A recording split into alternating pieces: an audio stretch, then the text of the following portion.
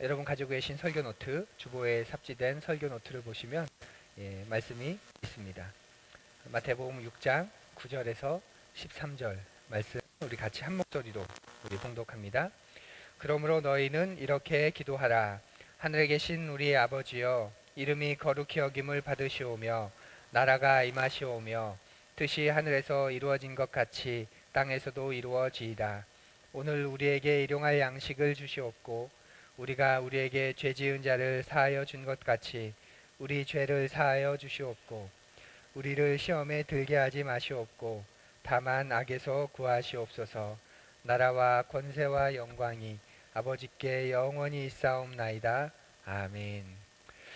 우리가 마태복음에 나온 예수님이 가르쳐 주신 기도, 주님 기도를 우리가 그대로 읽었습니다.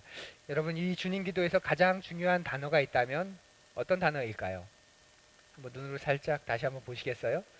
너희는 이렇게 기도하라 하시면서 가르쳐 주신 이 주님 기도에서 다 중요하겠죠. 주님이 직접 가르쳐 주셨으니까. 그런데 이 중에서 가장 중요한 단어가 있다면 어떤 단어라고 여러분 생각하십니까? 한번 표시를 해보셔도 좋고 한번 눈으로 그 단어를 한번 주목해서 보십시오. 주님 기도의 모든 내용, 그 기도의 내용의 전제가 되는 한 단어를 우리가 꼽아볼 수 있습니다. 뭘까요? 몇 가지 나오는데요. 제 귀에 제가 원하는 단어도 들렸습니다. 바로 아버지라는 단어입니다. 주님 기도에서 가장 중요한 단어가 있다면 바로 아버지. 전제가 그겁니다. 자녀가 아버지에게 기도를 드리고 있는 거예요. 어떤 자격과 어떤 조건을 통과한 그리스도인이 너희들은 이 자격이 됐고 이 조건이 됐으니까 이제 이렇게 기도해봐, 이렇게 해봐 라고 가르쳐 주신 게 아니라 하늘에 계신 우리 아버지 이러면서 자녀가 그 아버지에게 하는 기도를 가르쳐 주신 거죠. 그것이 전제입니다. 그래서 한 설교가는 이 주님 기도의 첫 구절 하늘에 계신 우리 아버지를 기도의 열쇠라고까지 표현했습니다. 닫힌 방에 들어가기 위해 열쇠가 필요한 것처럼 우리가 하나님의 임재 가운데 들어가기 위해 바로 이 열쇠가 필요하다. 아버지라고 하나님을 부를 수 있다면, 그리고 그렇게 하나님을 고백할 수 있다면, 그리고 우리가 그렇게 기도한다면 하나님은 우리의 기도를 들으실 것이다 라고 말했습니다. 그런데 많은 그리스도인들이 하늘에 계신 우리 아버지라는 이 말을 어떤 의미에서는 그냥 하나의 관용구로 여기는 것 같아요. 사무실에서 계속 칙칙 소리가 나는데 이게 지금 해결이 안 되네요. 죄송합니다. 관용구 정도로, 그러니까 별 의미 없는 말이죠. 그냥 의미 없이 내뱉는 기도. 그러니까 진짜 중요한 기도의 내용은 이제부터 내가 아뢰는 내 간구 하나님 해주셔야 되고요. 이거 보여주셔야 되고요. 또 들려주셔야 되고요. 이런 중요한 내용은 뒤에 나오고 아버지, 하늘에 계신 우리 아버지, 이 말은 그렇게 중요하지 않은 그냥 의례 주님 앞에 말할 때 사용하는 그런 관용구 정도로 여기기도 합니다.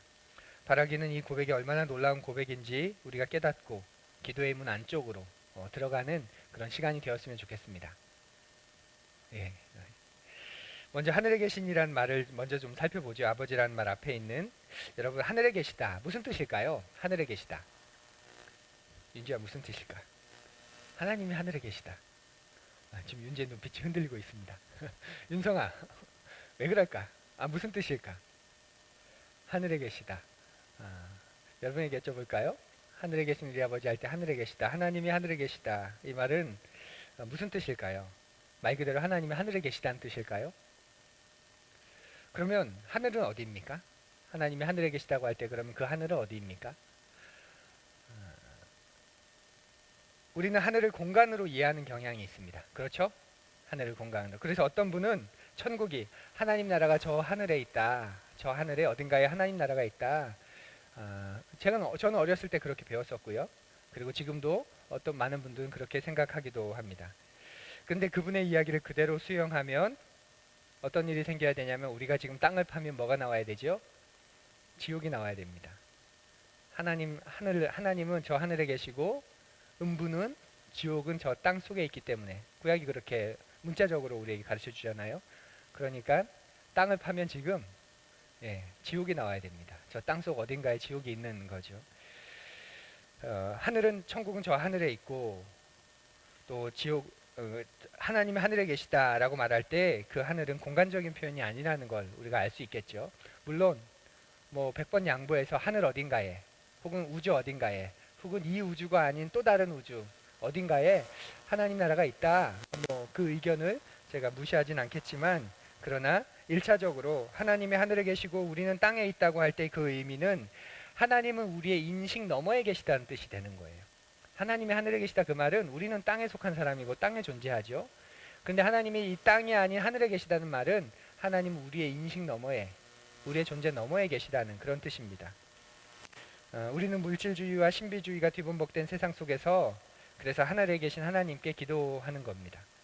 그것을 우리가 보고 경험하고 체험하는 것을 넘어서는 세계가 있다는 것을 인정하는 것이지요. 그래서 하늘이라는 단어를 입에 올릴 때 우리가 기도하는 그 하나님이 우리의 인식 너머에 계신다. 우리 아버지가 그런 분이다 라는 것을 전제하는 겁니다. 하나님은 우리가 가늠할 수 없는 차원으로 신비하게 존재하는 분입니다. 우주 어딘가에 계시다고 말하는 사람들도 있지만 그 우주 역시도 하나님이 만드신 피조물에 불과하다는 것을 기억해 보십시오. 그런데 많은 사람들이 기도하지 않는 이유가 뭐죠? 우리가 지난 시간에 살폈죠. 많은 사람들이 기도하지 않는 이유. 게을러서인가요? 삶이 아쉽지가 않아서인가요? 왜 기도하지 않습니까? 여러분의 경우를 한번 살펴보시면 됩니다. 우리가 왜 기도하지 않죠? 아쉬움이 없어서 기도하지 않을 때도 있지만 기본적으로 기도하지 않는 이유는 우리가 닫힌 세계관으로 살아가고 있기 때문입니다. 하나님이 계시긴 한데 그 하나님이 저 우주 밖에, 저 멀리 우주 너머에 어딘가에 계시기 때문에 그 하나님은 내 삶에 찾아오시지 않는 분이라고 생각하고 있기 때문에, 아무 관계가 없다고 생각하기 때문에 기도하지 않는 겁니다. 그걸 지난 시간에 우리가 이신론자의 기도라고 말씀드렸죠. 하나님이, 예수님께서 너희는 이렇게 기도하지 마 라고 말하면서 기도해서는 안 되는, 외식하지 말라고, 또 이방인의 기도처럼 드리지 말라고. 그런데 오늘날 예수님이 우리에게 가르쳐 주신다면 아마 이신론자의 기도처럼 기도를 하지 말라고 가르쳐 줄 것 같다고 말씀을 드렸습니다. 이신론자는 세상을 만든 창조주가 계시다는 걸 믿습니다. 하지만 그 하나님은 더 이상 나와는 상관없습니다. 그 창조주는 이 세상에 섭리와 법칙과 질서를 만들어 놨기 때문에 굳이 그 창조주가 이 세상을 개입하고 간섭하지 않아도 그 창조주의 법칙과 질서가 질서대로 이 세상은 움직여갈 뿐입니다. 그러니 하나님을 믿는 그리스도인들도 많은 경우에 많은 사람들이 더 이상 기도하지 않습니다.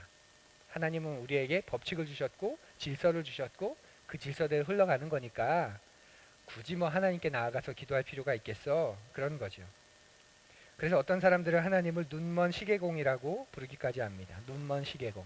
시계공이 어떤 사람인가요? 시계를 만든 사람이죠.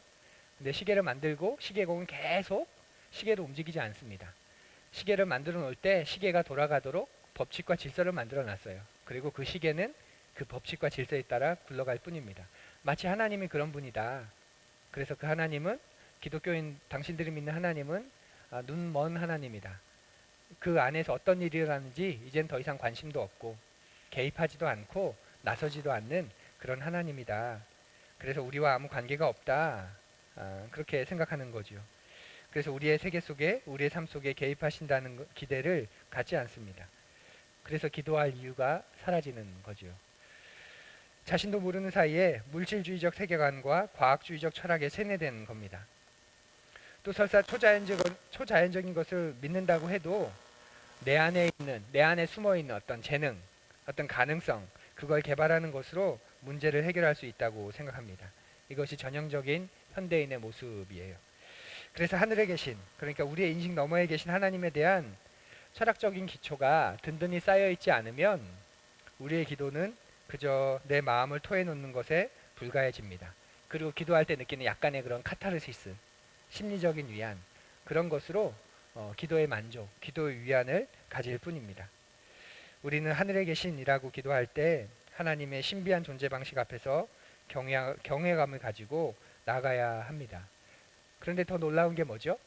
그런 신비하신 분이 우리를 긍휼히 여기셔서 우리에게 하나님 그분을 알 수 있도록 드러내 주셨다는 거예요.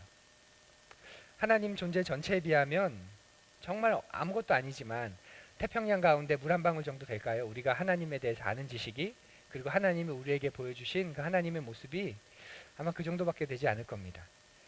그런데 그것 가지고도 우리는 하나님을 더듬어서 알아가고 있고 하나님을 믿게 되었고 하나님과 인격적인 관계를 가지게 되었고 때때로는 그 사실 때문에 황홀해지기까지 합니다. 하나님은 극히 일부만을 우리에게 보여주셨지만 그 작은 지식만으로도 우리는 겨우 이해하고 때때로 이해하지 못하면서도 하나님을 경험하고 하나님을 따라가고 있습니다. 이것이 하늘에 계신 하나님의 모습이 됩니다. 이런 것을 놓치면 그래서 하나님을 함부로 대하게 되지요. 그리고 하나님을 모욕할 가능성이 있습니다. 내 인식 넘어 내 이해보다 더 크신 하나님을 우리가 놓쳐버리면 언제나 하나님은 내 사고의 틀 안에서 움직이는 분이 되어야 합니다. 마치 자녀들이 부모를 이해할 수 없듯이 자녀들이 자녀의 삶의 방식, 자신들의 사고방식 속에서 부모를 이해하는 것처럼 우리도 그 안에서 하나님을 이해하게 됩니다. 그러다 보면 하나님을 오해하게 되고 함부로 대하게 되고 모욕까지 하게 되죠. 그런 까닭에 우리가 기도할 때 처음 마음속에 간직해야 될 것, 바로 우리가 기도하는 하나님이 어떤 분이신가라는 사실입니다. 내가 기도하는 하나님, 내가 기도를 드리는 하나님, 그 하나님은 어떤 분이신가? 그걸 놓치면 하나님은 마음씨 좋은 할아버지 정도, 혹은 키다리 아저씨 정도, 그러다가 내 기대가 사라지면 더 이상 내가 기도할 이유도 없고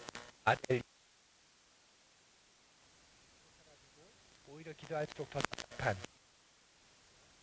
이상한 존재가 되어버릴 수도 있습니다. 하나님은 기억하십시오. 하늘에 계신 하나님입니다. 하늘에 계신.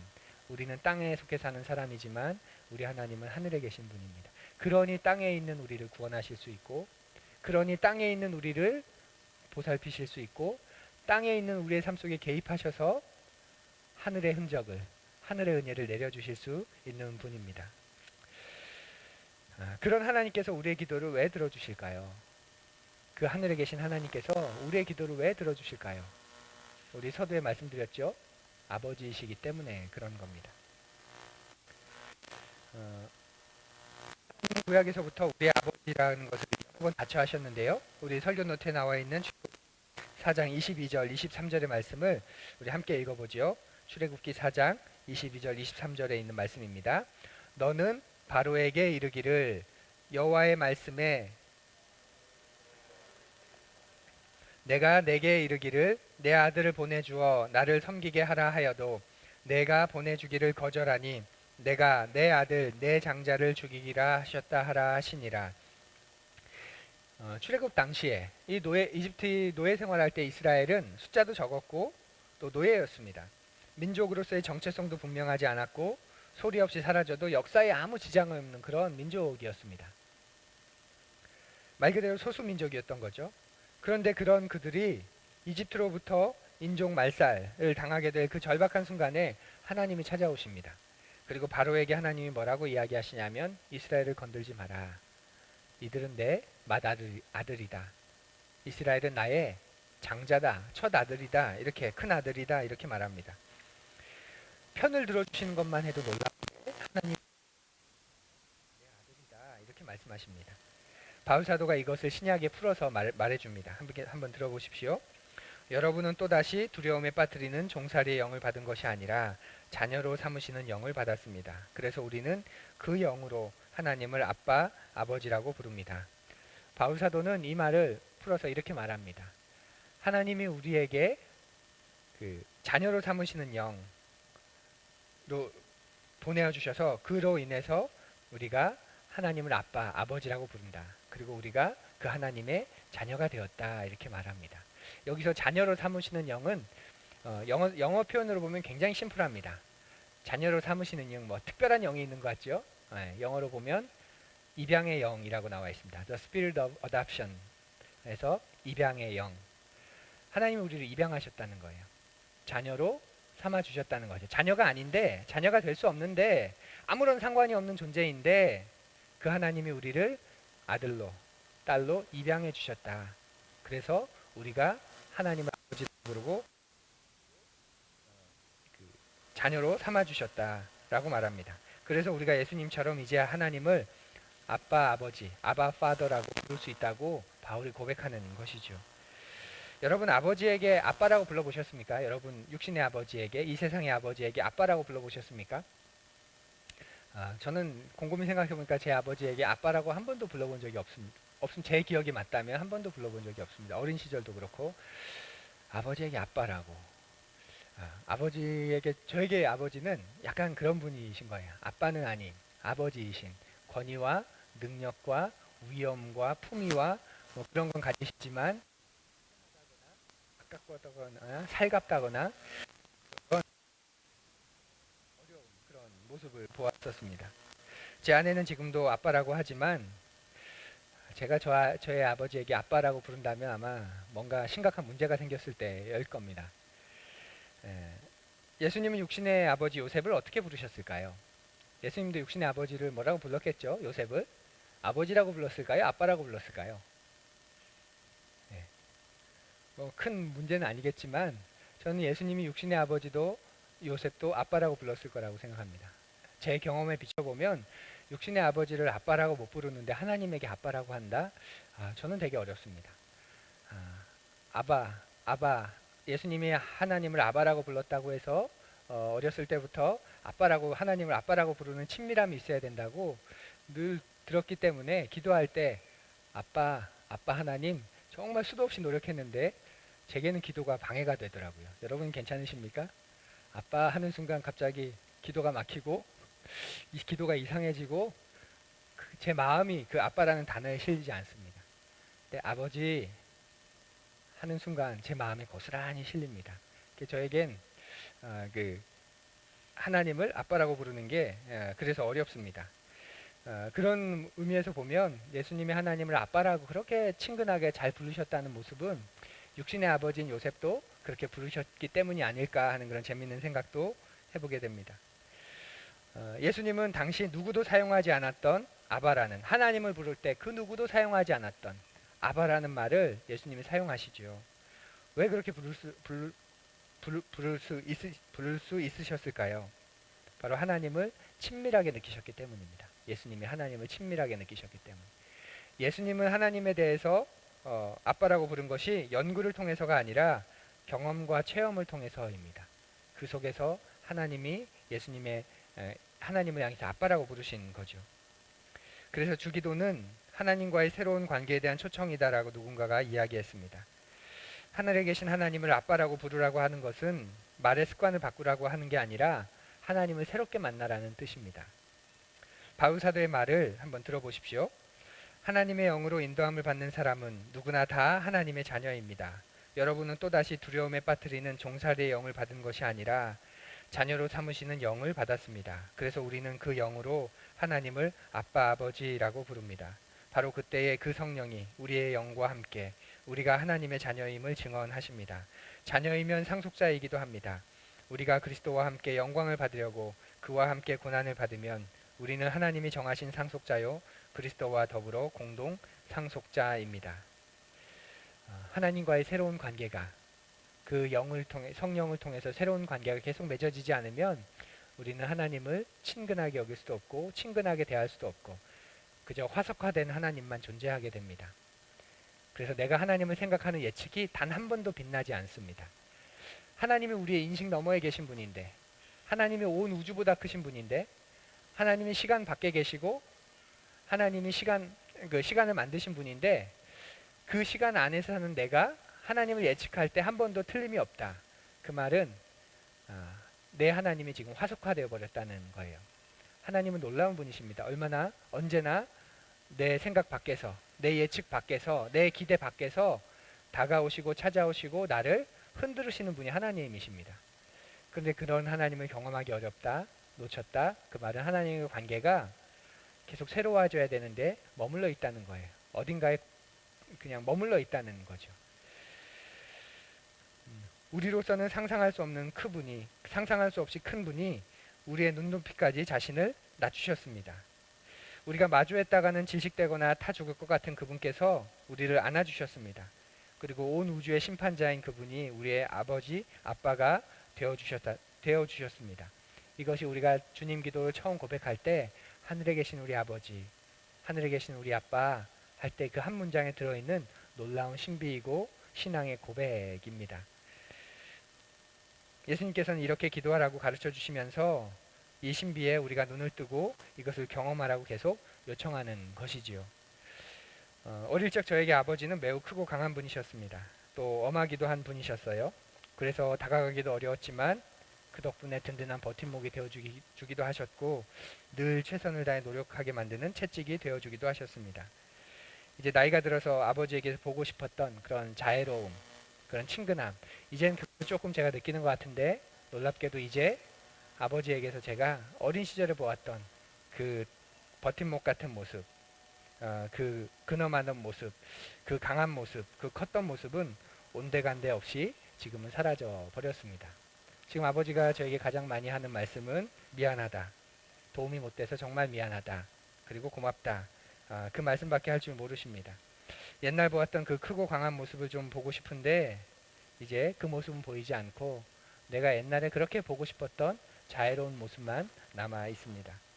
이 땅에 존재하는 아버지는 누구나 이렇게 한쪽으로 기울어 있는 것 같아요. 어느 면에서든 결함이 있다는 그런 뜻이지요. 모든 것을 갖춘 아버지, 이 땅에서 우리 찾을 수 없습니다. 그런 아버지는 하늘에만 계십니다. 이런 점에서 이 땅의 모든 아버지들은 그 부족함과 불완전함을 통해서 완전하고 충만하신 하늘아버지, 우리의 진짜 아버지를 그리고 또 닮아가야 합니다.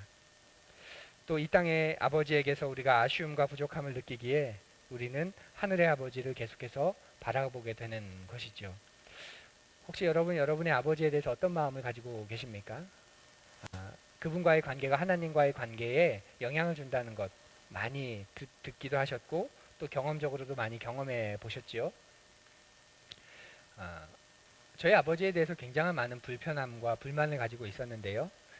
그것이 한꺼번에 일시적으로 해소되진 않았지만 시간 속에서 해소되는 그런 경험들을 해 나갔는데 그 중요한 계기가 됐던 몇 가지 사건 가운데 하나가 그것입니다. 정말 인정하기 싫었고 받아들이고 싶지 않았고 정죄만 하고 싶었던 그 아버지였는데 이건 녹화해서 잘라야 되겠네. 저희 아버지가 보면 뭐라 하시겠네.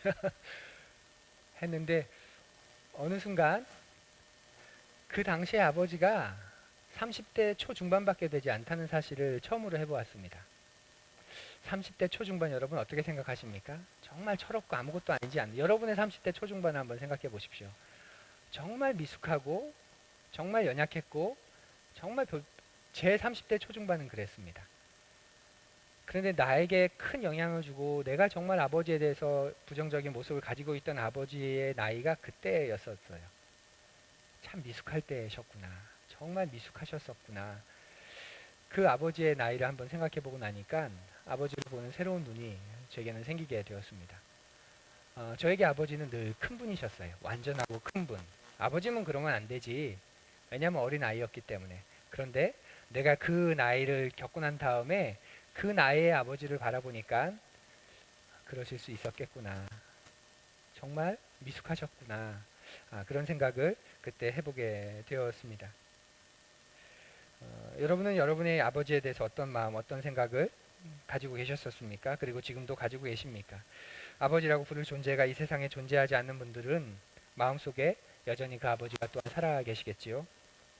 살아계시든 돌아가셨든 아버지를 생각하면 여러분 어떤 마음이 드십니까? 어떤 분은 무척이나 그리울 것이고 또 어떤 분은 아리도록 아플지 모르겠습니다. 또 애써 아버지 그러면 무덤덤한 분이 계실지도 모르겠습니다. 여러분의 아버지가 어떤 분이었고 또 그 아버지를 생각할 때 어떤 감정이든 상관없이 가장 먼저는 우리 모두에게 진짜 아버지, 하늘 아버지가 계시다는 사실을 기억하면 좋겠습니다. 그리고 아버지를 생각하면 그리운 분도 또 아버지를 생각하면 아픈 분도 모두 하늘 아버지를 더 깊이 알아가면서 우리 안에 있는 그런 왜곡된 모습들이, 모난 모습들이 고쳐지고 또 해소되었으면 참 좋겠습니다. 오늘 우리가 예배를 시작하면서 불렀던 찬송은 제가 참 좋아하는 찬송입니다.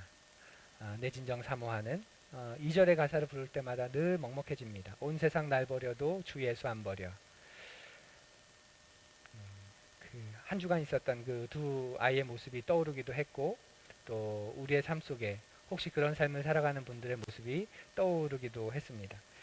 주 예수, 온 세상이 날 버린다고 해도 나를 결코 버리지 않는 끝까지 나를 품으시는 분, 바로 그 주 예수.